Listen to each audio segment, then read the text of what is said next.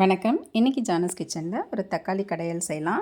நான் அதுக்காக ஒரு கிண்ணத்தில் 1 டேபிள் ஸ்பூன் அளவுக்கு துவரம்பருப்பு எடுத்திருக்கேன். அதை நல்லா கழுவிட்டு அதில் கொஞ்சமாக தண்ணி சேர்த்துக்கிறேன். இப்போ இது கூட ஒரே ஒரு பச்சை மிளகாய், ஒரு மீடியம் சைஸ் வெங்காயத்தை நீல வாக்கில் கட் பண்ணி சேர்த்துருக்கேன். 4 மீடியம் சைஸ் தக்காளியை கட் பண்ணி போட்டுக்கிறேன். 4-5 பல் பூண்டு போட்டுக்கிறேன். இது கூட 2 சிட்டிகை மஞ்சள் தூளும், இந்த கடையலுக்கு தேவையான உப்பு, 1/2 டேபிள் ஸ்பூன் அளவுக்கு சாம்பார் பொடி சேர்த்துக்கிறேன். காரம் கொஞ்சம் திட்டமாகவே இருக்கட்டும், நிறையா சேர்க்க வேண்டாம். இந்த மாதிரி நல்லா கலந்து விட்டுக்கிட்டு குக்கரில் தண்ணி வச்சுட்டு அதில் இதை வச்சு மூடிட்டு மீடியம் ஃப்ளேம்லேயே ஒரு 3 விசில் வச்சு எடுத்துக்கலாம்.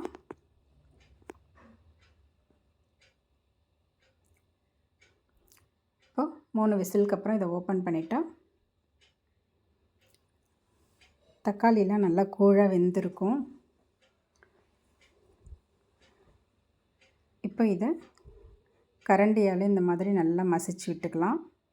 மிக்சிலெலாம் போட வேண்டாம், கரண்டியால் இந்த மாதிரி மசிச்சு விட்டுக்கலாம். பருப்பு தக்காளி எதுவும் தெரியாத மாதிரி நல்லா மசிச்சு விட்டுக்கலாம் இந்த மாதிரி. இப்போ ஒரு பேனில் 1 டேபிள் ஸ்பூன் எண்ணெய் ஊற்றிருக்கேன்.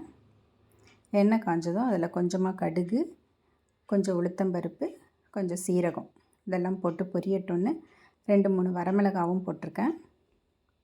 கொஞ்சம் கருவேப்பிலை சேர்த்துக்கலாம். இதெல்லாம் வதக்கிட்டு நம்ம கடைஞ்சி வச்சுருக்க தக்காளியில் சேர்த்துக்கலாம்.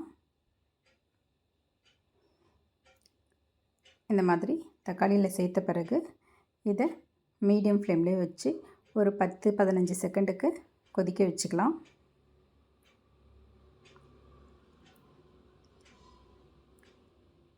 கடைசியாக இதில் கொஞ்சமாக கொத்தமல்லி தழையும் சேர்த்துக்கிறேன். தேவைப்பட்டால் இன்னும் கொஞ்சம் தண்ணி கூட சேர்த்துக்கலாம். இந்த கன்சிஸ்டன்சியே போதுமாக இருந்தது. அவ்வளோதாங்க, ஒரு டேஸ்டான தக்காளி கடையல் ரெடி ஆகிடுச்சு. இது நல்லா புளிப்பாக நல்லாயிருக்கும். இந்த மழை நேரத்துக்கு நல்லா சுட சுட இட்லி செஞ்சு அது மேலே இதை ஊற்றி சாப்பிட்றதுக்கு ரொம்ப டேஸ்ட்டாக இருக்கும். தேங்க்ஸ் ஃபார் வாட்சிங்.